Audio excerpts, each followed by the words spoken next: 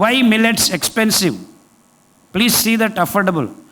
నేను ఒక్కడిని చేయలేను బాబు, నేను విషయం చెప్తున్నాను. అందరం కలిసి పనిచేయాలి. మనమందరం మిల్లెట్స్ తింటూ ఉంటే రైతులు పెంచుతారు. మనం ఎవరు తినట్లేదు. నాకు పిజ్జాలు బర్గర్లు కావాలని జొమాటోలో ఆర్డర్లు చేస్తూ ఉండండి, ఎలా పని జరుగుతుంది?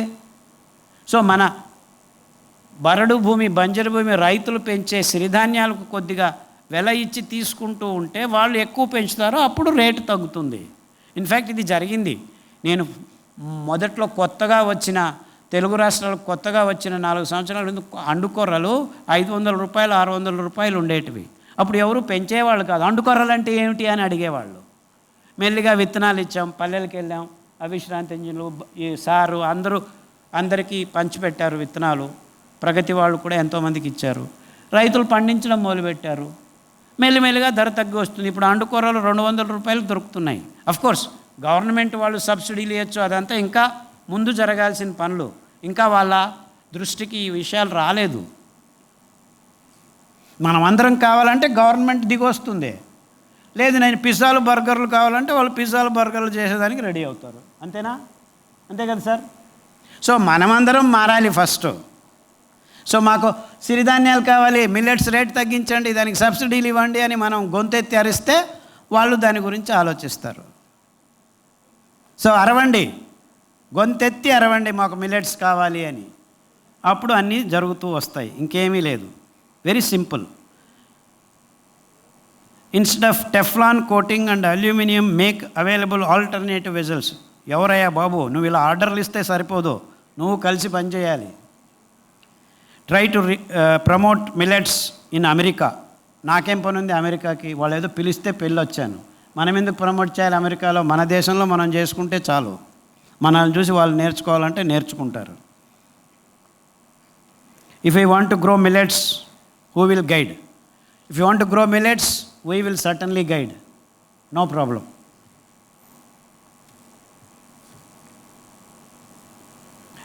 ప్రోస్టేట్ గ్లాండ్ గురించి మాట్లాడుతున్నప్పుడు మన మంత్రి గారు వచ్చారు. సో అది ప్రోస్టేట్ గ్లాండ్ గురించి. సో అది ఏమవుతుందంటే వాపు వస్తుంది, పోతూ పోతూ వయసు అవుతూ ముందు 60-70 ఏళ్లకు వాపు వచ్చేది. వాపు వస్తే ఏమవుతుందంటే దాని పక్కనే ఉన్న యూరినరీ బ్లాడర్ను ఒత్తుతుంది. అంటే యూరినరీ బ్లాడర్ నిండకుండానే నీకు ఉచ్చలు వస్తున్నాయని సిగ్నల్ వస్తుంది. అప్పుడు వెళ్ళి టింగ్ అని టాయిలెట్ను వెతుకుతూ వస్తారు.